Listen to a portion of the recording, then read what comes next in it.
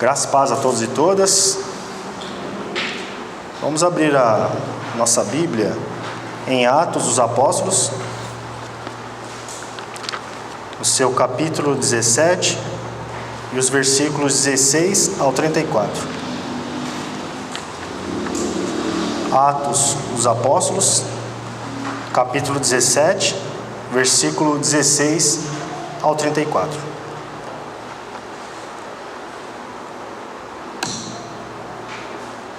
Todos encontraram? Façamos a leitura da palavra de Deus. Enquanto Paulo os esperava em Atenas, o seu espírito se revoltava em face da idolatria dominante na cidade.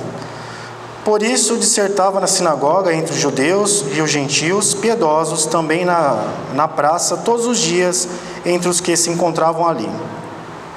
E alguns dos filósofos, epicureus e estoicos, contendiam com ele, havendo quem perguntasse: que quer dizer esse tagarela?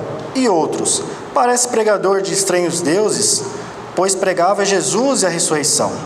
Então, tomando consigo, o levaram ao Areópago, dizendo: poderemos saber que nova doutrina é essa que ensinas? Posto-nos que nós trazes aos ouvidos coisas estranhas, queremos saber o que vem a ser isso. Pois todos de Atenas e os estrangeiros residentes de outra coisa não cuidavam senão dizer ou ouvir as últimas novidades. Então Paulo, levantando-se no meio do Areópago, disse: senhores atenienses, em tudo vos vejo acentuadamente religiosos, porque passando e observando os objetos do vosso culto, encontrei também um altar, ao qual está escrito ao Deus desconhecido. Pois esse que adorais sem conhecer é precisamente aquele que eu vos anuncio, o Deus que fez o mundo e tudo o que nele existe, sendo ele Senhor dos céus e da terra. Não habita em santuários feitos por mãos humanas, nem é servido por mãos humanas, como se de alguma coisa precisasse. Pois ele mesmo é quem a todos dá vida, respiração e tudo mais. De um só fez toda a raça humana para habitar sobre toda a face da terra, havendo fixado os tempos previamente estabelecidos e os limites da habitação, para buscarem a Deus, se porventura tateando o possam achar, bem que não está longe de cada um de nós, pois nele vivemos e nos movemos, existimos, como alguns dos vossos poetas têm dito, porque dele também somos geração. Sendo, pois, geração de Deus, não devemos pensar que a divindade é semelhante ao ouro, à prata ou a pedras trabalhadas para a arte e imaginação do homem. Ora, não levou Deus em conta os tempos da ignorância, agora, porém, notifica aos homens que todos em toda parte se arrependam. Porquanto estabeleceu um dia em que há de julgar o mundo com justiça por meio de um varão que destinou e acreditou diante de todos, ressuscitando dentre os mortos. Quando ouviram falar de ressurreição de mortos, uns escarneceram e outros disseram: a respeito disso te ouviremos numa outra ocasião. A essa altura, Paulo se retirou do meio deles. Houve, porém, alguns homens que se agregavam a ele, e acresceram. Entre eles estavam Dionísio, o Areopagita, uma mulher chamada Dâmaris, e com eles outros mais. Vamos fazer uma oração? Onde você está aí mesmo, só curvem a sua cabeça. Vamos orar ao Senhor, que o Senhor possa abrir o nosso entendimento e que nós possamos entender aquilo que Ele tem para falar para nós neste culto. Senhor, meu Deus, te agradecemos, Pai, por esse privilégio de estarmos aqui, Senhor, aprendendo mais um pouco da Tua Palavra e cultuando a Ti, Senhor. E nós só podemos estar aqui, Pai, porque a Tua graça nos alcançou por intermédio do Teu Filho ali, nos justificando na cruz do Calvário, Pai. E através dessa justificação, a Tua graça alcançou a mim e a todos que estão aqui, pecadores, Senhor. Nós te agradecemos por esse privilégio, Pai, de estarmos aqui. Muitos queriam estar aqui, mas não estão, Senhor. E nós temos esse privilégio de estar aqui aprendendo um pouco mais sobre a Tua Palavra, Pai. Pedimos ao Senhor, Pai, humildemente, que abra o nosso entendimento, traz luz, Pai, ao nosso entendimento, para que nós possamos entender, Senhor, tudo aquilo que o Senhor tem para falar para nós hoje, Pai, por intermédio da Tua Palavra, que ela seja pregada com fidelidade, Senhor, a Ti, Pai. É o que te pedimos, Senhor, e te agradecemos, Pai. Em nome de Jesus, amém.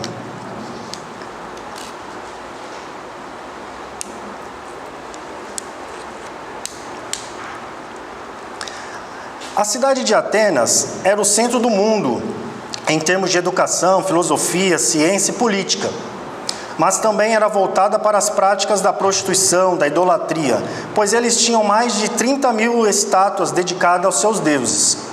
Então esse era o contexto aqui da carta de Atos dos Apóstolos, chegando à altura do verso 17, que Paulo vai pregar naquela cidade. Então era uma cidade que, vamos dizer assim, era fora do seu tempo, na parte da filosofia, do entendimento da política e de coisas morais e intelectuais, que eles se utilizavam naquela época. Estava até à frente de Roma, a Grécia nesse sentido, tanto que Roma vai fazer uma parceria depois, que se torna um governo greco-romano, mas Roma estava à frente. E mesmo Roma estando à frente desses conhecimentos, que era importante para a época, para o desenvolvimento de todo aquele local ali, também era uma nação totalmente inclinada às práticas dos prazeres, a prostituição, a idolatria. Então, se você for ler algo sobre a cidade de Atenas ali, você vai ver que eles tinham mais deuses do que propriamente pessoas ali na cidade de Atenas. Então, esse era o contexto que o apóstolo Paulo encontrou quando ele sai de Bereia e chega até a cidade de Atenas. E aquilo revoltou Paulo. Aquilo tirou Paulo vamos dizer assim, daquele contexto que ele veio de Bereia, onde ele pregou, alcançou várias vidas, para um outro contexto totalmente diferente. Não que em Bereia não tinha também idolatria, não tinha suas dificuldades, mas quando Paulo chega ao próprio texto, a gente vai entrar daqui a pouco nesse texto, Paulo ele vê aquela cidade e ele fica abismado. Nossa, tanto de deuses que tem aqui, o tanto de adoração, de ídolos, Paulo ele se revolta, o texto vai falar. Então, para mim trazer um contexto maior, eu peguei duas figuras propriamente oriundas daquela época, para vocês verem que até aquelas pessoas que moravam ali, que não era cristã, olha a visão que aquelas pessoas tinham. Então eu peguei dois estudiosos oriundos ali da época de Jesus, um pouquinho mais para frente, um é um pouco mais para frente, o outro é um pouquinho antes de Cristo, para trazer para vocês o relato que eles têm da própria cidade onde eles viviam. Eu trouxe primeiro o relato de Petrônio. Era um escritor romano que vivia na época de Cristo. Ele dizia que em Atenas era mais fácil encontrar um Deus do que um homem. Então esse homem era um homem que não era convertido ao cristianismo, viveu ali na época de Cristo, e ele tinha essa visão da cidade de Atenas. Ele falava que era mais fácil você encontrar um ídolo do que propriamente um ser humano. O Xenofonte, que é o segundo personagem que eu trago para vocês, Xenofonte, era um filósofo e historiador grego, discípulo de Sócrates. Abre aspas, olha o que ele diz. Ele diz: o lugar inteiro, todo lugar é um altar, a cidade inteira é um sacrifício, uma oferta aos deuses. Então olha a visão que Xenofonte tinha também da própria cidade onde ele residia.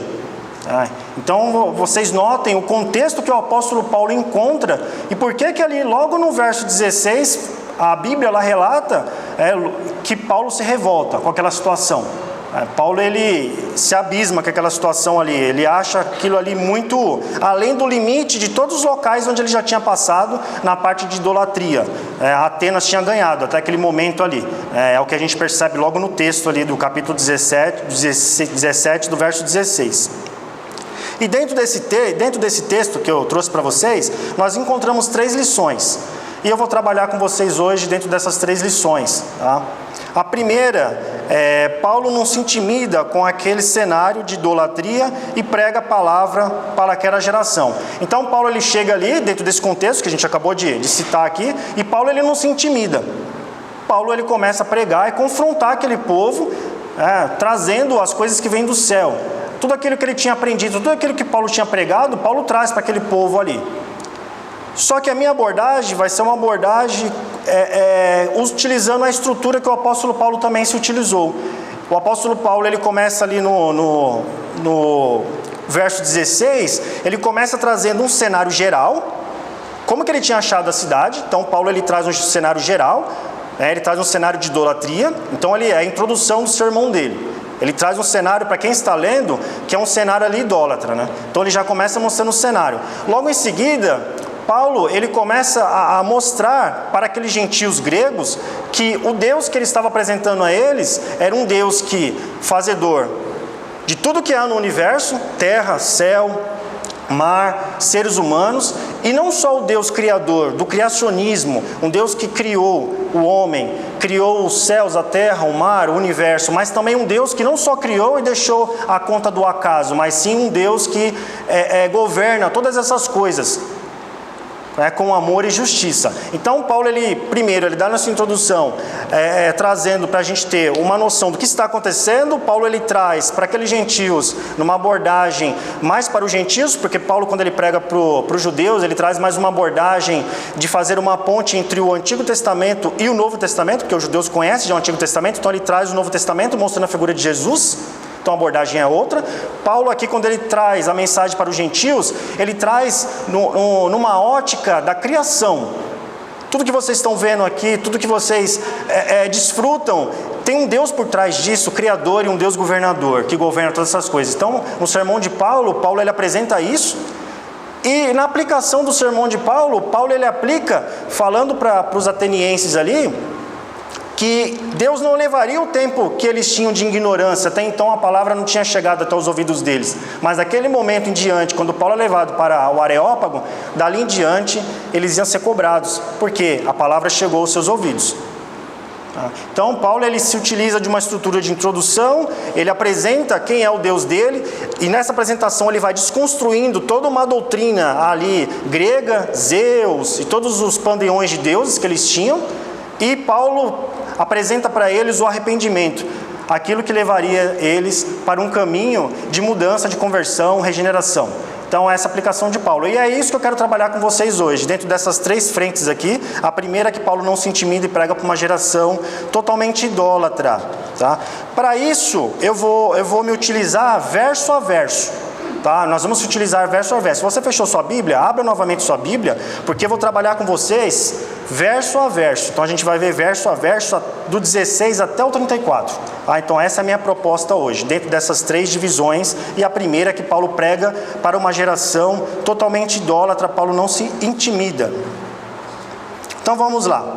Paulo não se intimida com aquele cenário de idolatria e prega a palavra para aquela geração.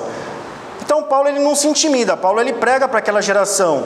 E aí eu já faço uma pergunta de reflexão para a igreja, não precisa responder, fica para a nossa reflexão. Será que nós também estamos se revoltando com o cenário que nós temos hoje de idolatria? Será que isso nos tira o sono? Será que isso nos chama a atenção, como Paulo fala aqui, em Atos 17, 16? Enquanto Paulo esperava em Atenas, o seu espírito se revoltava em face da idolatria dominante na cidade. Será que isso nos chama a atenção? Ou será que isso aí para nós, hoje, nos nossos dias atuais, a nossa geração, isso é normal para a gente? Será que a gente vê esse movimento idólatra por trás de vários sistemas hoje, controlando vários sistemas e manipulando sistemas, dentro do nosso... da parte social que nós vivemos? Será que essa idolatria nos chama a atenção, igual chamou a Paulo, tira o nosso sono? Ou será que isso aí é normal para nós que somos cristãos? Para nós que temos a nossa Bíblia como regra de fé e prática, temos o coração circuncidado, temos a mente de Cristo e o Espírito Santo habita em nós. Será que isso chama a nossa atenção? Ou será que nós podemos deixar passar desapercebidos, ir para nossas casas e pensar que, eu estou salvo mesmo, faço minha parte, as outras pessoas que são idólatras, se não quiser fazer a parte dela, infelizmente, vão caminhar a passos largos para o inferno? Ou será que isso tira o nosso sono e aí nós caímos numa reflexão que temos que alcançar essas vidas também? Não por forças próprias nossas, porque quem convence o homem do pecado é o Espírito Santo, mas pregando a palavra com fidelidade, amor e perseverança, como Paulo fez aqui. Então, quando Paulo chega ali, isso chama a atenção de Paulo. E Paulo, ele se entristece vendo aquele cenário. E Paulo luta de todas as formas, a gente vai ver durante a exposição do sermão, Paulo pregando na sinagoga, Paulo pregando na praça, e Paulo tentando, de uma maneira ou outra, abrir o entendimento deles e abrir os olhos espirituais deles para a conversão, para que a graça os alcança também, como a graça o alcançou quando ele estava na entrada de Damasco ali, a graça se revelou a ele por intermédio de Jesus Cristo, na conversão de Saulo. Então ali em Atos 17, 16, duas palavras-chave que me chamam a atenção. Enquanto Paulo os esperava. Por que Paulo estava ali esperando? Por que Paulo já inicia a sua introdução falando enquanto Paulo os esperava em Atenas? Paulo estava esperando quem em Atenas? Se a gente for um pouquinho antes, né, do livro de Atos, ali no capítulo 16, quase chegando no 17, a gente vai ver que Paulo ele passa em Filipos, na sua segunda viagem missionária. Então Paulo ele está acompanhado de Silas e Timóteo, na sua segunda viagem missionária, e Paulo ele vai para Filipos, prega a palavra, a palavra alcança Lídia, a vendedora de púrpura, quando ele prega ali no rio. Paulo expulsa um demônio de uma jovem de vinho. Paulo é preso, açoitado com Silas. Paulo ali na cadeia, ele prega a palavra, e o carcereiro e a sua família alcançados pela graça do Senhor. E Paulo, ele sai ali da cidade de Filipos e Paulo vai até Tessalônica. E quando Paulo chega em Tessalônica, era costume de Paulo, se você for ler as cartas paulinas e o livro de Atos também, quando começa a falar do relato de Paulo, que Paulo primeiro ele procurava a sinagoga. Por quê? Foi o que eu falei no começo. Ele procurava pregar para os judeus e para os gentios convertidos ao judaísmo. Porque era o quê? Era como se fosse uma ponte. Paulo ele fazia uma ponte, facilitava a pregação de Paulo. Os judeus conheciam o Antigo Testamento, os gentios convertidos ao judaísmo também ia conhecer o Antigo Testamento. Então era mais fácil a abordagem de Paulo, vamos dizer assim, para Paulo mostrar a conexão do Antigo Testamento apontando para Cristo, e Paulo falando que aquele Cristo que foi para a cruz, morreu, ressuscitou, era o Cristo do Antigo Testamento, o Deus encarnado. Então era mais fácil para Paulo, né? Vamos dizer assim, a abordagem, porque eles já conheciam o Antigo Testamento. Então Paulo ia para a sinagoga. E a palavra de Deus fala aqui em Atos, no relato, que Paulo arrazoou eles. Paulo arrazoou eles. Arrazoou, pregando a palavra. E muitos se converteram. E os judeus mais conservadores, que Paulo chama de legalistas, eles não davam muito ouvido à palavra e ficavam com raiva quando Paulo pregava e o Espírito Santo, a graça do Espírito Santo descia sobre aquelas pessoas eram convertidas. Então Paulo ele sai de Tessalônica, Paulo ele vai para Bereia. Quando Paulo chega em Bereia, começa a pregar também a palavra na sinagoga, e os crentes de Bereia, né, se inclinam às Escrituras e começam a analisar as Escrituras para ver se aquilo que Paulo estava pregando batia com o que Paulo estava falando ali do Antigo Testamento, essa conexão que Paulo tentava trazer. Lá em Tessalônica, os judeus ficaram sabendo que Paulo estava em Bereia. E qual foi a atitude deles? Vamos lá perseguir Paulo. Os crentes de Bereia, vendo essa situação, levam Paulo para a margem do rio. Paulo atravessa e vai para a cidade de Atenas, aonde é o nosso texto, onde nós vamos trabalhar hoje. Paulo vai para Atenas. E quem fica lá esperando Paulo? O texto fala, ali no finalzinho do verso 16, Silas e Timóteo. Então, quando Paulo inicia, aqui em Atos 17, 16, fala que enquanto Paulo os esperavam Silas e Timóteo, tá? Em Atenas, o seu espírito se revoltava em face da idolatria na cidade. Então, Paulo era um homem observador. Paulo não era um turista, vamos dizer hoje, andando com o seu smartphone, né, uma câmera aqui, câmera não usa mais, smartphone. Você é com o smartphone tirando foto, o Areópago, aquele monumento, as colunas da Grécia, os deuses Zeus. Não, Paulo ele começa a observar o cenário daquela cidade, começa a ver que aquela cidade está fundada em idolatria. E Paulo tinha que fazer alguma coisa, mesmo não acompanhado de Silas e Timóteo. Mas Paulo necessitava pregar a palavra para aquelas pessoas, porque a palavra tinha que chegar ao ouvido deles.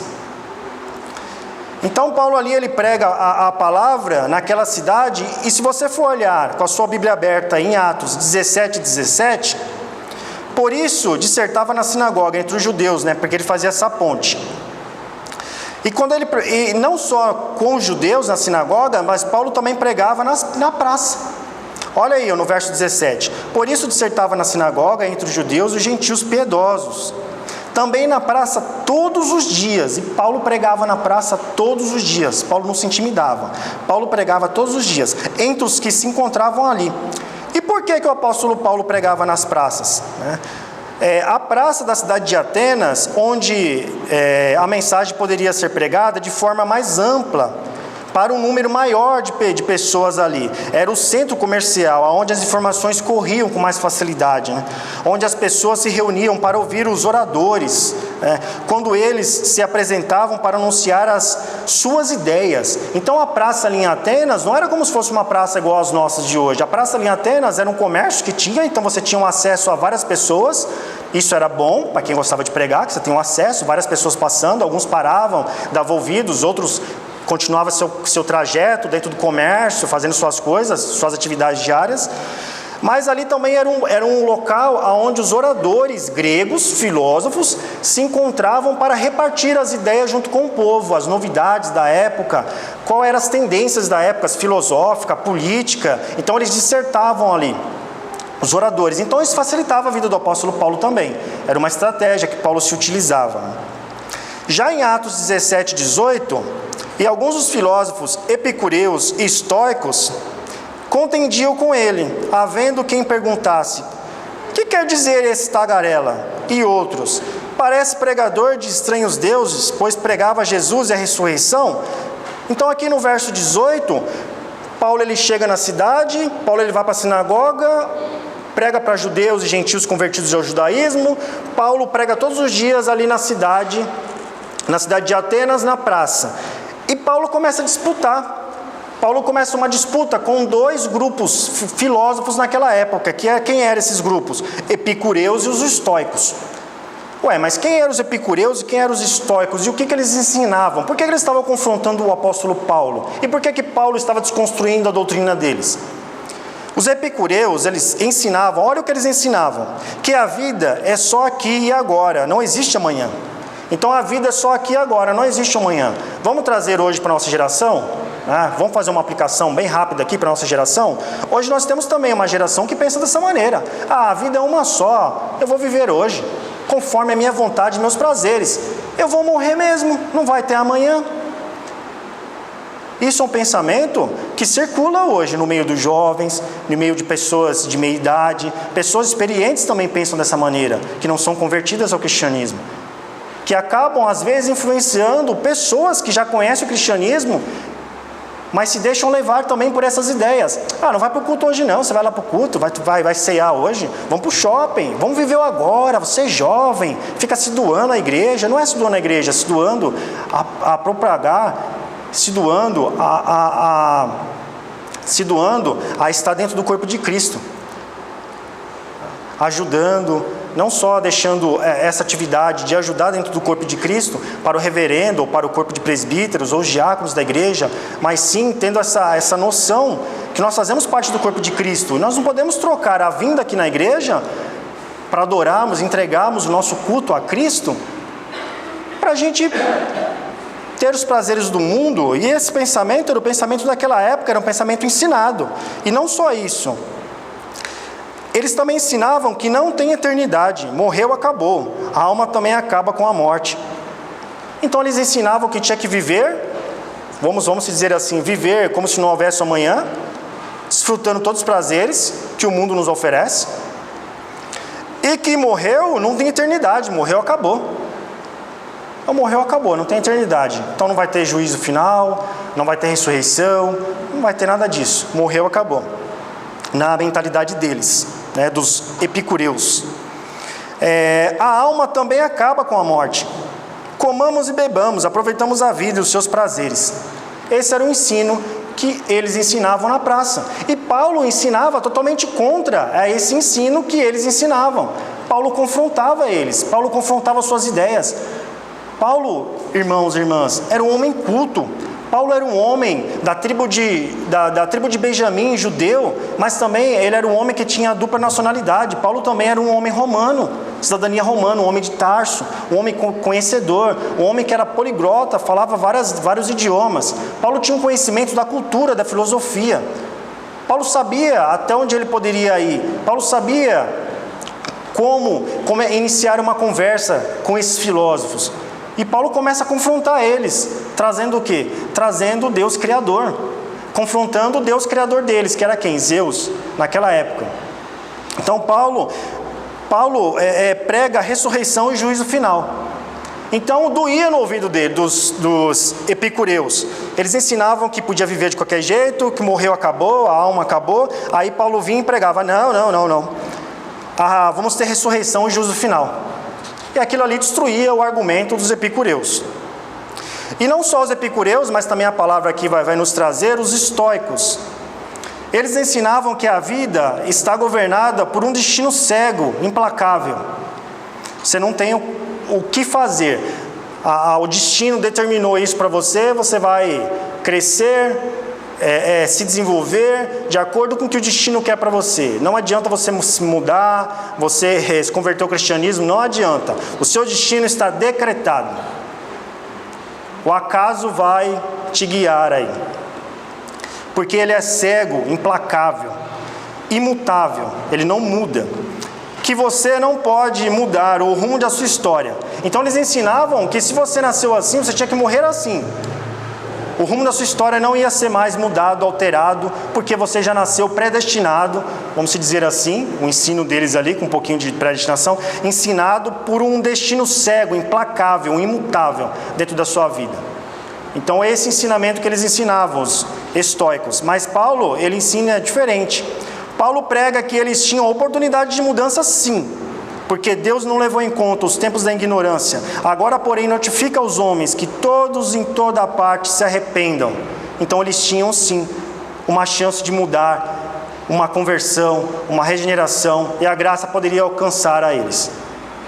Não era o acaso que ia guiar, não era o mundo como se fosse um relógio de corda, que você dá corda e solta ele, e ele fica ali girando, né, sem ter um governador ou um criador. E Paulo ensina que eles tinham sim uma oportunidade, através da pregação do evangelho que eles estavam ministrando ali naquela praça, de ter uma mudança. Então Paulo desconstrói também o ensino dos estoicos. Isso é importante a gente saber, porque isso está registrado na nossa Bíblia. Então é importante a gente ter essa noção de quem que Paulo estava lidando. Então Paulo, ele chega ali naquele local, e um monte de idólatra. Paulo prega na sinagoga, vai pregar na praça, e Paulo ainda tem que pregar e combater dois ensinos, epicureus e os estoicos, duas escolas.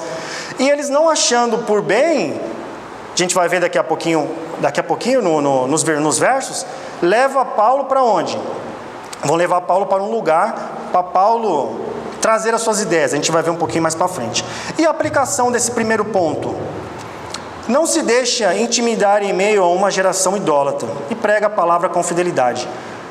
O primeiro ponto, a gente vai encerrar aqui esse primeiro ponto, Paulo pregando para uma geração idólatra. Paulo não se intimida, e nós não podemos também se intimidar. Essa é a aplicação do texto. A gente viu verso a verso, e a aplicação do texto é essa: não podemos se intimidar. Por mais que o mundo tenta nos influenciar, é nós que temos que influenciar o mundo como luz do mundo e sal da terra. Não podemos deixar o mundo influenciar as nossas vidas, não podemos deixar o destino, o acaso, nos guiar conforme a sua vontade. Não, nós temos um Deus que criou todas as coisas. Nós cremos no criacionismo, que Deus fez o homem de um outro homem, que é Adão. Deus criou ali o homem, Adão, né, a sua imagem e semelhança. E que Deus, ele não só cria, mas ele governa todas as coisas. Então a aplicação que nós vemos aqui nesse primeiro ponto é que não venhamos a se intimidar, venhamos a pregar a palavra com confiança em Cristo e com sabedoria. Sabemos que essa geração é inclinada à idolatria, idolatra a si próprio, idolatra coisas. Nós sabemos que essa sociedade de hoje, que o mundo de hoje tenta nos moldar conforme a sua maneira, o seu querer. Hoje, se nós não se enquadrarmos nos padrões que o mundo quer nos apresentar e nos influenciar, nós somos rejeitados. O mundo hoje nos oferece um padrão de influência muito grande na parte da estética. Muitos jovens hoje, até pessoas maduras também, entram em depressão porque não chega no padrão que o mundo cobra ela, esteticamente falando. Um corpo perfeito para sair na rede social, né? Um rosto, um cabelo, um corpo, né? bem definido. E hoje a sociedade, ela impõe isso aos jovens, um tipo de culto a si próprio. Hoje você tem um padrão hoje que você tem que alcançar profissionalmente, que se você não alcançar aquele padrão profissionalmente ali, você está descartado também das relações ali empresariais, do meio empresarial, ou do meio, né, do comércio, que seja o seu ramo de atividade. Então hoje o mundo, ele cobra um preço muito alto para você se enquadrar, se encaixar no que o mundo hoje cobra, né? Então nós temos que influenciar o mundo com os padrões que a Bíblia nos pede, a nossa regra de fé e prática, não deixar o mundo nos enquadrar. Nós temos que enquadrar o mundo, influenciar ele. Então Paulo não se intimida com isso. Paulo, ele prega a palavra. Então a gente fecha o ponto 1, trazendo isso à mente e guardando em nosso coração. Por mais que a gente vê um cenário catastrófico de inclinação à idolatria, que nós venhamos a não se intimidar e se posicionar como cristãos, não deixar se levar pelos pensamentos do mundo e pregar a palavra com convicção e com fidelidade. Não pregar a palavra no modo furtivo. Pregar a palavra no modo furtivo é você pregar a palavra moldando a palavra com os pecados do mundo, porque o pecado ainda, meus irmãos, leva para o inferno. Não tem como a gente camuflar o pecado ou pregar o pecado no modo furtivo. Vou pregar a palavra, mas eu não quero me comprometer com o grupo A, o grupo B, o grupo C. Paulo não ligou muito para isso. Paulo confrontou sim os estoicos, Paulo confrontou sim os epicureus, que eram grandes filósofos da sua época, e Paulo os confronta. Então, não venhamos agradar ninguém com a nossa pregação. Pregamos o arrependimento com fidelidade no que a palavra nos pede e nos requer. Não tentamos pregar para os ouvidos de grupo A, grupo B, grupo C, grupo D. Pregamos com fidelidade, e o pecado ainda leva para o inferno. Vamos para o ponto 2. O segundo ponto 2. Paulo mostra para aquela geração o Deus da criação e o seu governo. Então Paulo ele olha, aquela geração idólatra, Paulo ele dá sua introdução na praça, e Paulo ele prega mostrando para aquela geração um Deus criador, não só um Deus que cria, um Deus que governa. Com a sua Bíblia aberta, em Atos 17, 19, vai nos falar assim: então tomando consigo, o levaram a Areópago, dizendo: poderemos saber que nova doutrina é essa que ensinas? Então aqueles homens, não satisfeitos com aquilo que Paulo estava confrontando, eles levam Paulo a Areópago. E o que era o Areópago? O que era o Areópago? A Bíblia ela nos deixa aqui, esse nome, Areópago. Então nós, como bons cristãos, bereanos, lembra lá de Bereia, uma cidade antes de Paulo e Patenas, eles olhavam as Escrituras, estudavam as Escrituras. Temos que estudar as Escrituras. O Areópago era o supremo tribunal que julgava as causas morais e as suas ideias, que chegavam em Atenas para saberem se de fato eles poderiam dar permissão para serem ensinados ao povo ou não. Então o Areópago, Paulo ele sai de um meio onde Paulo estava pregando ali numa praça, onde ele tinha um fluxo grande de gente, pessoas passando ao mesmo tempo, filósofos, comerciantes. Aqueles homens, os estoicos e os epicureus, tiram Paulo daquele cenário, porque eles não gostaram da pregação de Paulo, e levam Paulo para o Areópago. O Areópago era um local mais reservado, era como se fosse um supremo tribunal, onde os sábios, os filósofos daquela época se reuniam e iam julgar e escutar o que Paulo estava ensinando, se é aquilo de fato ele poderia dar continuidade, ensinar o povo ali na praça, ou ele tinha que parar por ali mesmo. Então Paulo é levado para o Areópago, e Paulo começa a dissertar para uma gama de nível intelectual muito alto da sua época. Paulo ele não vai pregar para pessoas iletradas, vamos dizer assim, que nunca tinha ido a uma escola. Não, Paulo começa a pregar para um grupo de pessoas da elite, da intelectualidade ali. E é aqui onde Paulo começa o seu sermão realmente, e começa a dissertar e começa a desconstruir tudo que eles tinham construído ali em Atenas, baseado em seus deuses. E Paulo começa a desconstruir tudo. Em Atos 17, 20, posto que nos trazes aos ouvidos coisas estranhas. Por que coisas estranhas? Porque o Evangelho é loucura. O Evangelho, para quem não conhece, é loucura. Eles eram homens estudados, conhecedores, sabia da filosofia política, sabia da moralidade da época, e não entendiam o que Paulo estava pregando. Vocês lembram lá da passagem quando Jesus estava ali ensinando um dos príncipes, do judaísmo, e ali ele fala para um desses príncipes: é necessário que você nasça de novo. E ele: eu vou nascer, eu vou voltar para o ventre da minha mãe. E aí Jesus: não, você é príncipe, você não sabe dessas coisas? Você tem que nascer espiritualmente. Jesus estava falando, não estava falando fisicamente. Então, não se impressionem com pessoas que irão abordar a vocês ou te questionar dentro de uma filosofia pagã, mundana, baseada em deuses mortos, surdos, cegos, sem vida, feito de gesso, em mitos e lendas. Paulo não se intimida com isso. Paulo ele desconstrói toda uma teologia, vamos dizer assim, um estudo sobre os deuses ali, uma teologia sobre aqueles deuses. Paulo começa a desconstruir tudo. E Paulo ali no Areópago, Paulo ali prega coisas estranhas, porque o evangelho é loucura. Queremos saber o que vem a ser isso. Eles perguntam a Paulo, queremos saber o que vem a ser isso. Para mim isso é loucura, não estou entendendo nada. E Paulo ali em Atos 17, 21, pois todos os de Atenas e os estrangeiros, residentes de outra coisa, não cuidavam senão dizer ou ouvir as últimas novidades. É igual as redes sociais hoje. Tem pessoa que ela é presa à rede social, né? Não que ela seja ruim, a rede social, ela nos ajuda até mesmo na divulgação da pregação do evangelho. Mas tem pessoas que são presas às novidades da época, da sua geração. Hoje tem pessoas que querem as maiores novidades, as últimas novidades da sua época. A gente tem várias novidades hoje, né? A gente tem hoje a novidade do aborto, a gente tem hoje a novidade do LGBT, a gente tem a novidade do culto ao próprio homem, que não é novo, é algo velho, mas está bem patente aí nos dias de hoje. Então a gente tem bastante novidades hoje, né? O mundo nos apresenta bastante novidades. E nós temos que confrontar essas novidades, como Paulo fez aqui. Então esse evangelho é loucura para eles. Ouvir as últimas novidades. Então naquela época eles gostavam de ouvir as novidades. E isso também coça os ouvidos de muita gente. Eu quero escutar as novidades.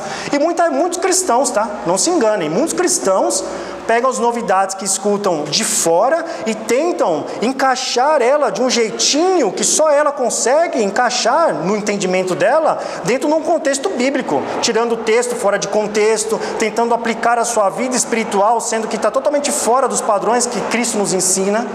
Então isso também não é novidade para os nossos dias de hoje. Hoje nós temos uma geração também que gosta de novidades, né? Que fica antenada, né? Não que você tem que ser uma pessoa bitolada ali na sua religião, não.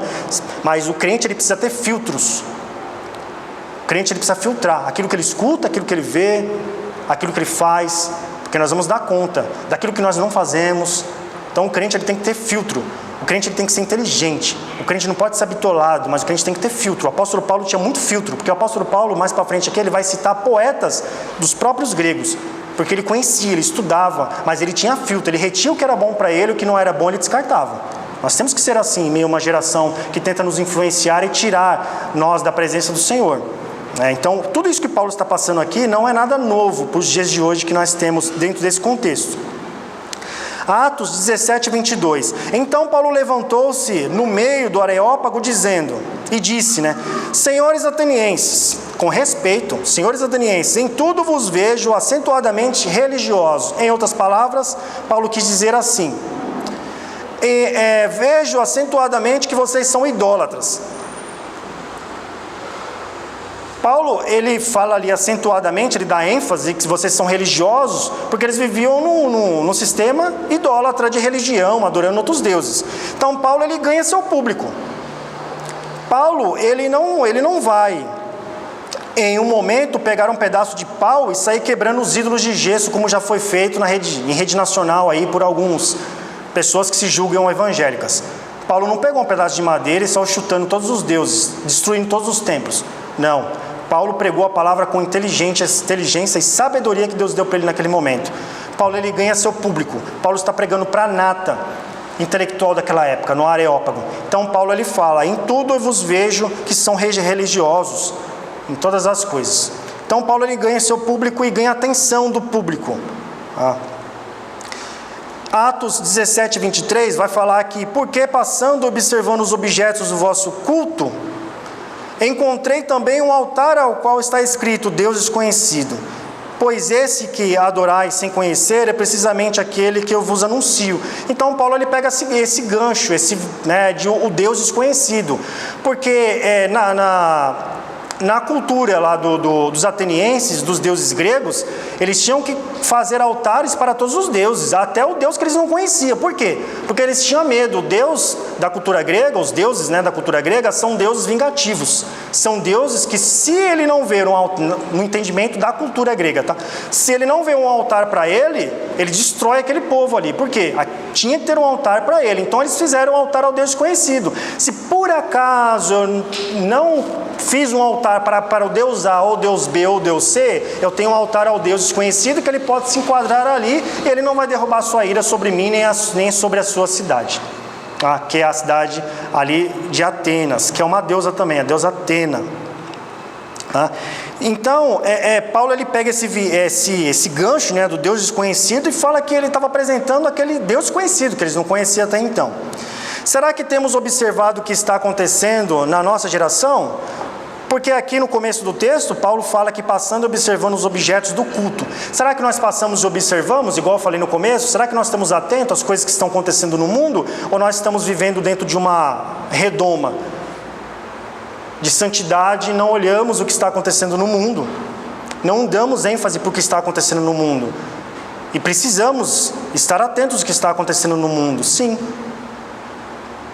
Como Paulo ele fez, ele observando, passando e olhando o que estava acontecendo, para ele então poder confrontar, poder mostrar quem era Deus para aquela geração. Então precisamos sim estar atento ao que está acontecendo ao nosso redor. Não podemos fechar os olhos para as coisas que estão acontecendo no mundo. No verso 24, o Deus que... Aí Paulo começa o seu sermão. O Deus que fez o mundo e tudo o que nele existe, sendo ele Senhor do céu, da terra, não habita em santuário feito por mãos humanas. Paulo ele começa a desconstruir.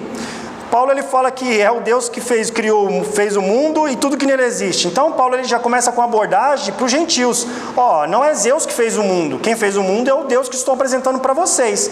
É esse Deus que vocês falam que é o Deus desconhecido. Estou apresentando esse Deus. E esse Deus é o Criador dos céus, da terra, do universo, tudo que nele há. E ele governa. O Senhor do céu, da terra, não habita. E ele ainda fala, é o Senhor que fez tudo isso. Fazendo uma conjectura aqui, no olhar humano, tá? Não está aqui no texto, dava a impressão que Paulo, dissertando para eles, poderia ter algum altar na direita ou na esquerda ou na frente. Poderia ser na frente também. Paulo olhar e falar, o Deus que fez o céu, a terra e tudo que nele há, e ele governa, e ele não habita em santuário feito por mãos humanas, porque lá você tinha um altar e você tinha a imagem de gesso daquele Deus que eles cultuavam, e ele não habita ali dentro, ali não. Aquilo ali está fora. Meu Deus não habita ali. Paulo mostra um Deus que criou o mundo e tudo que nele existe, também é o Senhor do céu, da terra, e nele não é um Deus criador, não um Deus criado por mãos humanas para habitar em templos. A mente humana gosta de criar para si um Deus, a sua imagem e a sua semelhança, para se idolatrar a si mesmo. A nossa imaginação nos prega peças, se nós permitimos. Quantos cristãos, ou até mesmo pessoas que não professam a mesma fé que a gente, montam seus deuses conforme a sua imagem e conforme aquilo que ele acha que o Deus dele tem que ser. Eles fazem Deus a sua semelhança para se idolatrar a si mesmo. Então a gente tem muitos... O nosso pastor ele tem uma série de sermões de 10, série de estudos, de 10 estudos, falando sobre idolatria e falando como a mente humana ela gosta de produzir deuses, como o coração humano gosta de produzir deuses. E você começa a produzir o seu Deus. O meu Deus, tem que ser o meu Deus, é o Deus do gênio da lâmpada. Ele tem que fazer tudo à minha vontade, eu não tenho que fazer nada para ele. Então eu vou criar o meu Deus, a minha imagem é assim. Assim que eu tenho a imagem do meu Deus. Pronto, criei o meu Deus. E o meu Deus tem que fazer tudo para mim. E eu não preciso fazer nada para ele. Eu não tenho responsabilidade dentro do corpo de Cristo. Mas sim, Cristo tem responsabilidade comigo. Criei um Deus, segundo a minha imagem, que eu tenho de Deus. Então isso é perigoso. E Paulo ele vai falar isso para eles, que o Deus que Paulo está mostrando, ensinando para eles, que é o Deus que cria e governa, não é o Deus que habita em templos, não é o Deus criado por mãos humanas. Porque se eu fizer um Deus de imagem de gesso, o Deus que eu criei ele é menor do que eu, porque eu sou uma criação e estou criando um Deus, como eu acho que ele é. Então esse Deus é menor do que eu, que criei ele com as minhas mãos. E Paulo está falando, não, esse Deus que eu mostro para vocês não fica ali não. Não é um Deus criado por mãos humanas, mas sim um Deus que criou o homem e tudo que nele, tudo que há no universo e governa todas as coisas. Então Paulo começa a desconstruir piamente todos os pensamentos estoicos, todos os pensamentos epicureus e começa a confrontar aqueles homens ali dentro dessa argumentação. A criatura não pode criar uma imagem do Criador, senão esse Deus criado será menor do que a criatura.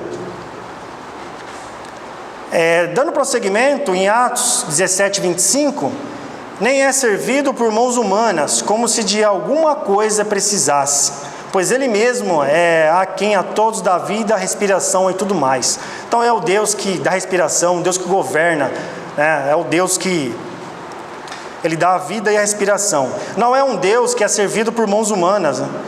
Nós temos também hoje uma geração que acha que Deus tem que fazer algo para eles, né? Se Deus acha que Deus deve algo, né? Deus não precisa de favor algum dos homens, pois Ele é quem dá a vida a todos os homens. Nós vivemos em uma geração que quer fazer barganha com Deus, como se Deus precisasse de alguma coisa. Irmãos e irmãs, se Deus não quisesse derramar a sua graça na minha vida, nem na vida de vocês, Ele continuaria sendo Deus. Deus não precisa de favor nenhum de nós. Deus não precisa de crente que gosta de fazer barganha, crente que gosta de querer colocar Deus contra a parede, se a gente pode usar essa expressão, que nós não conseguimos colocar Deus contra a parede, isso aí é um absurdo. Mas hoje nós temos uma geração que quer colocar Deus contra a parede, quer fazer barganha com Deus, quer fazer troca. Acha que se ele não for à igreja e ficar bicudo em casa, Deus vai deixar de ser Deus, ou vai deixar de ser menos Deus, porque ele ficou em casa bicudo com raiva e não quis ir para a igreja. Então hoje a gente tem uma geração muito complexada nessa parte de sentimentos e tem uma visão de Deus muito deturbada do que a Bíblia nos ensina. Deus não precisa de nada, irmãos. Não requer de nada de nós, nesse sentido, de façamos algo para Deus ser mais Deus. Não, nesse sentido não. Deus vai continuar sendo Deus. Eu querendo ou não, ou a graça me alcançando ou não. Ele continua sendo Deus, e é isso que Paulo vai mostrar para eles. Não precisa você ir lá e alimentar, nem servido por mãos humanas, né? No verso 25, ir lá levar oferenda. Tem um Deus de gesso, e eu vou lá levar oferenda para o Deus comer lá, uma oferenda que seja relacionada àquele Deus. Não é dessa maneira. O favor do homem para continuar sendo Deus, né? Deus não precisa desse favor do homem. Deus é Deus, é o grande eu sou que se apresentou a Moisés. Atos 17, 26, de um só fez toda a raça humana, para habitar sobre toda a face da terra, havendo fixado os tempos previamente estabelecidos, os limites da sua habitação. De um só fez toda a raça humana. Paulo mostra para eles que Deus fez o primeiro homem, Adão. Ele está mostrando aqui Adão para aqueles homens, para habitar sobre a terra. Ele apresenta o criacionismo. Os atenienses criam no evolucionismo, que é uma linha hoje muito bem conhecida, muito bem divulgada, que é a linha do evolucionismo, que o homem vem evoluindo através dos séculos até chegar no famoso macaco, lá no Homo sapiens, para se transformar num homem. Só que Paulo mostra que o homem não vem evoluindo ao longo do tempo até passar por um macaco, um chimpanzé e se transformar num homem. Não. Paulo mostra que Deus fez tudo de um homem só, ali da criação, que foi o Adão, representante federal, o representante federal da humanidade.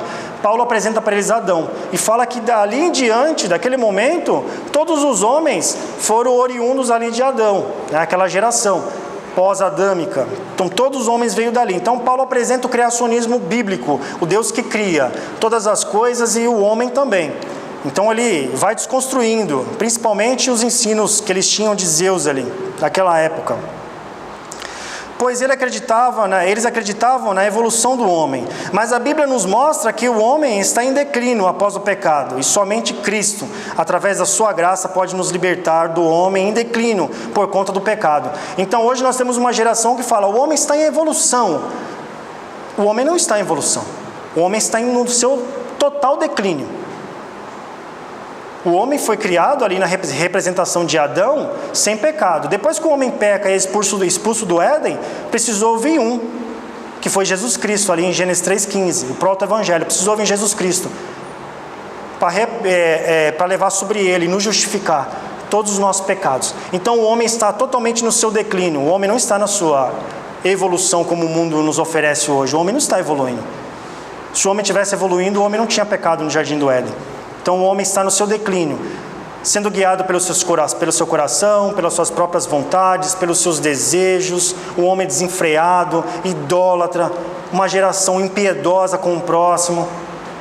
Então essa geração não é uma geração, e nem as gerações passadas e nem as que estão por vir, antes da vinda de Cristo. O homem está em total declínio, o homem não está em evolução. Isso é o que o mundo quer nos apresentar, o homem está evoluindo, a tecnologia, a ciência. Mas o homem, na sua moralidade, o homem, na sua essência, está numa ladeira abaixo, num declínio.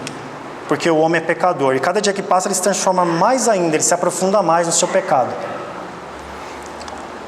E só a graça do Senhor para nos alcançar e nos libertar desse declínio pecaminoso, que através da sua justificação e sua graça. Atos 17, 27, ele vai nos dizer assim também. Vocês podem ver que é verso a verso. Parece ser cansativo para quem está ouvindo, tá? Mas essa pregação verso a verso é interessante, porque o discurso de Paulo, ele vai trazendo vários elementos aqui, a gente não podia descartar um e outro. Então é importante a gente fazer esse verso a verso mesmo, tá? Para buscar, no verso 27, já estou caminhando, já para o fim aqui. Para buscarem a Deus, se porventura tateando possam achar, bem como que não estão longe de cada um de nós. No 28, pois nele vivemos e nos movemos e existimos. Aqui Paulo apresenta o governo humano. Nele vivemos e nele nos movemos e nele nos existimos. Nele existimos. Então Paulo, ele não só traz um Deus criador, o criacionismo, ele também traz um Deus que governa todas as coisas. É por isso que nós existimos, né? Com alguns dos vossos poetas, né? Paulo cita um poeta, tem dito, porque dele também somos geração. Atos 20, verso 29. Sendo, pois, geração de Deus, não devemos pensar que a divindade é semelhante ao ouro, à prata, ou à pedra, trabalhadas pela arte e imaginação do homem, né? Paulo mostra para aqueles que não podemos criar imagens do nosso próprio Deus, conforme as nossas vontades e prazeres. Isso aí eu já falei um pouquinho antes. E qual é a aplicação dessa segunda parte aqui? A aplicação dessa segunda parte ela é bem simples. Devemos mostrar para essa geração caída em seus delitos e pecados que o Deus das Escrituras Sagradas é o Deus que criou o universo e tudo que nele há e governa todas as coisas. Nós temos que passar para essa geração o criacionismo bíblico. Temos que mostrar para eles que nós temos ainda um Deus e que ele governa todas as coisas, é o Deus que criou todas as coisas.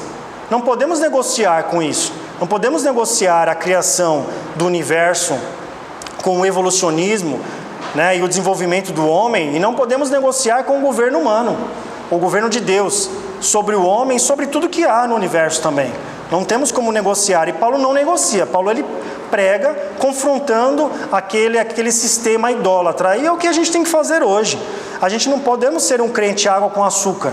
O crente água com açúcar é o crente que prega conforme a onda vem, né? A onda vai vindo, ele vai pregando. Opa! O que a nova tendência fala? A nova tendência está falando isso aqui. Então eu não vou machucar esse pessoal não, porque eu quero ter mídia com eles, eu quero ter um envolvimento com eles. Então eu vou pregar ali uma água com açúcar, de acordo com a doutrina deles. Vou arrumar um texto na Bíblia, vou estudar, arrumar um texto, vou tirar um texto fora de contexto e vou alcançar eles, porque eu sou um crente água com açúcar. A gente pode ser crente água com açúcar não, irmãos. Temos que pregar que o pecado e a distorção da palavra não agrada a Deus. E o pecado ainda leva para o inferno. Temos que pregar o arrependimento.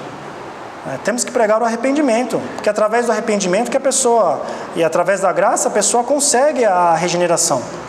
Então a gente não pode ser um crente água com açúcar, que fica aqui tentando se moldar com o que o mundo nos oferece, né? E aí nós vamos para o terceiro ponto, e é o último ponto. Esse ponto é um pouquinho curto, tá? O terceiro ponto, aqui é a aplicação. Se você for ler o texto, a gente já leu o texto aqui, se você for ler o texto e meditar em casa, você vai ver que Paulo dá uma introdução, Paulo argumenta, desconstrói, né, toda a doutrina pagã daquela época, de idolatria, em Atenas, e quando chega aqui na altura do verso 30, Paulo ele começa a aplicar a sua mensagem. Aqui é a parte da aplicação paulina. Atos 17, 30. Ora, não levou Deus em conta os tempos da ignorância. Agora, porém, notifica aos homens que todos, em toda parte, se arrependam. Então, Paulo ele mostra o Deus Criador, os gentios, são aqueles gregos. Paulo mostra que Deus criou e governa, e criou eles também, governa a vida deles. E Paulo fala para eles aqui na aplicação que até então Deus não tinha levado o tempo da ignorância deles. Que a partir daquele momento em diante o evangelho chegou aos ouvidos deles. E a partir daquele momento em diante eles conheciam a verdade, porque a verdade foi expressa ali no Areópago para eles. Então o tempo da ignorância acabou. A partir daquele momento, na aplicação de Paulo, eles conheciam já tudo aquilo que Paulo tinha para trazer para eles referente à pregação do Evangelho e os ensinos de Jesus Cristo. Paulo chama a elite da cidade de Atenas de ignorantes, pois o pecado ainda é pecado e leva para o inferno. Então Paulo fala do tempo da ignorância. Paulo ele pega ali cerca de 30 homens, tá? Oscila, os historiadores vão falar que oscila ali entre 30, poderia ser um pouco menos, um pouco mais, dependendo do dia. Cerca de 30 homens ali no Areópago, homens da elite. Paulo chama todos de ignorante, falando que a ignorância que eles tinham, a partir daquele momento, não ia ser mais tolerado, porque eles tinham que ensinar o povo a verdade, porque eles estavam conhecendo a verdade por intermédio do sermão de Paulo. Então ele chama toda uma elite intelectual de ignorantes, sem ter medo de retaliação ali. Então Paulo chama aquela elite de ignorantes. Pois o pecado ainda leva para o inferno, pois todos, sem exceção, terão um julgamento. E Paulo vai mostrar para eles, vai ensinar que todos terão um julgamento.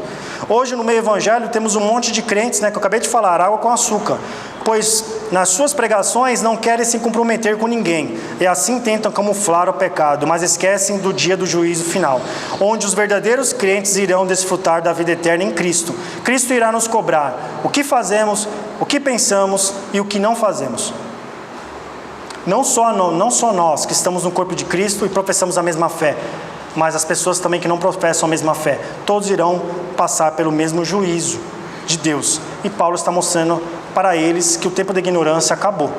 Eles tinham que ou adotar aquela pregação de Paulo como prática para suas vidas e repassar para o povo, ou eles iam sofrer com as consequências mais para frente.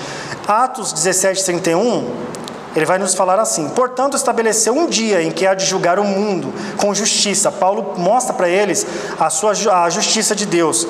Ele vai contra aqueles ensinos daqueles dois grupos que nós falamos no começo. Julgar com justiça por meio de um varão, Jesus Cristo, que destinou e acreditou diante de todos, ressuscitando dentre os mortos. Já no verso 32, quando ouviram falar da ressurreição dos mortos, uns escarneceram e outros disseram: a respeito disso te ouviremos outra ocasião. Quando pregamos sobre arrependimento e que o pecado leva para o inferno, a resposta sempre é a mesma para muitos. É o deboche, é o escárnio, querem viver a vida e os seus prazeres. Quando Paulo aplica a sua mensagem ali à vida deles, aqui no verso 32 eles escarnecem, porque dentro do sistema teológico do ensino grego, a ressurreição não existia. Eles não acreditavam na ressurreição. Quando Paulo toca no juízo, na ressurreição, eles escarnecem, falam: não, vamos viver a vida com nossos prazeres de sempre, vamos continuar fazendo o que a carne pede, conforme a nossa vontade, conforme o nosso querer. Morreu, acabou. Pensamento grego. Então quando Paulo toca na ferida e fala do juízo, e ele fala desse juízo que eles teriam que dar conta, uns escarnecem e outros falam: te ouviremos outro dia. Quando você está pregando a palavra para alguém fala: não, boas palavras, gostei do que você está falando, mas outro dia eu escuto mais um pouquinho, outro dia eu conheço melhor esse teu Deus que você serve, hoje eu não quero não. Eu estou novo ainda, vou viver um pouquinho mais, quem sabe daqui uns 20 anos, quando eu estiver já velho, já mais velho, mais experiente, aí eu começo a cultuar seu Deus. Se Deus tiver misericórdia, é a graça do Senhor alcançar, te dê tempo de alcançar, se a pessoa não partir antes, ou Cristo vir antes. Então as pessoas sempre falam isso, escarnecem, zombam, evangélico habitolado, não dá atenção não. Escarneceram para Paulo aqui também, te ouviremos outra hora. Quando pregamos arrependimento, que o pecado leva para o inferno, as pessoas falam isso. Atos 17:33, a essa altura Paulo se retirou do meio deles. Então Paulo encerra a sua aplicação e Paulo se retira do meio deles. E no verso 34, houve porém alguns homens que se agregaram a ele e creram. Entre eles estava Dionísio, o Areopagita. Um dos zeladores do Areópago se converte ao cristianismo. A Bíblia relata, o Dionísio, o Areopagita, ele era um dos zeladores, um dos responsáveis daquele grande, vamos dizer assim, daquele grande tribunal que tinha ali. Então Paulo, pregando com fidelidade, o Espírito Santo derramando sua graça sobre a vida de Dionísio, ele alcança Dionísio se converte ali ao cristianismo.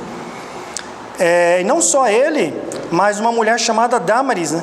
E quando a Bíblia dá ênfase ali em Dâmaris, para ela estar naquela posição de estar ali no Areópago, ela também deveria ser uma mulher de grande destaque dentro da cultura grega, tá? Então ela também era uma das intelectuais da época, ali vamos dizer assim. Ela tinha um conhecimento muito bom daquilo que estava acontecendo. Então ela e eles outros mais. Então Paulo consegue alcançar algumas pessoas com a sua pregação. Então essa é a recompensa que nós temos. Nós não podemos se moldar com o mundo, né? Ficar coagido com o que o mundo quer que nós seguimos, quais são os padrões, as tendências, o que o mundo acha de tendência de bom, não. Nós temos que pregar como Paulo pregou, não se intimidar, pregar com fidelidade, pregar o arrependimento. E aplicar e falar para as pessoas que o pecado ainda leva para o inferno. E nós vamos ter naquele grande dia, um grande julgamento. Querendo você, sendo crente ou não, vai passar por esse julgamento também. Então a gente tem que pregar com fidelidade, não ficar com medo e se acuar. Mediante a pregação de Paulo, um dentre a elite intelectual se converte, né, que foi Dionísio, e outros mais. Em meio a uma geração idólatra em si mesma, a graça de Deus veio sobre essas vidas através da pregação da palavra de Paulo, né, sobre aquelas vidas. E qual é a aplicação desse terceiro ponto para a gente encerrar? Devemos pregar o arrependimento, que eu falei aqui, e que o pecado ainda leva para o inferno. Então devemos abrir os olhos dessa geração e não tentar ser um crente furtivo, né? Crente camaleão, ficar colocando roupas.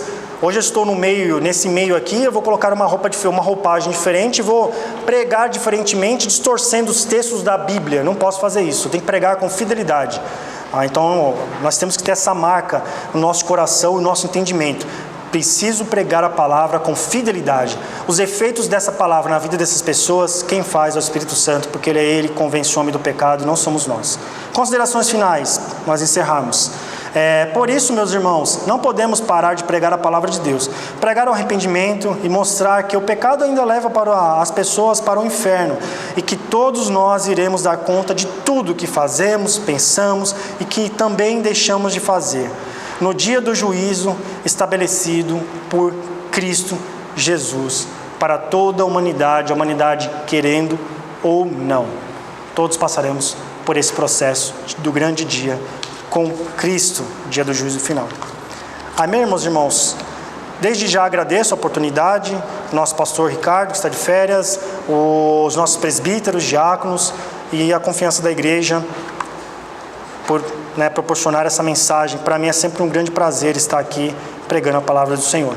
Obrigado e que Deus nos ajude, que possamos pregar a palavra com fidelidade para uma geração que, através do Evangelho de Cristo, podemos sim alcançar essa geração por intermédio da graça. Que o Senhor nos ajude e nos dê força. Amém, meus irmãos.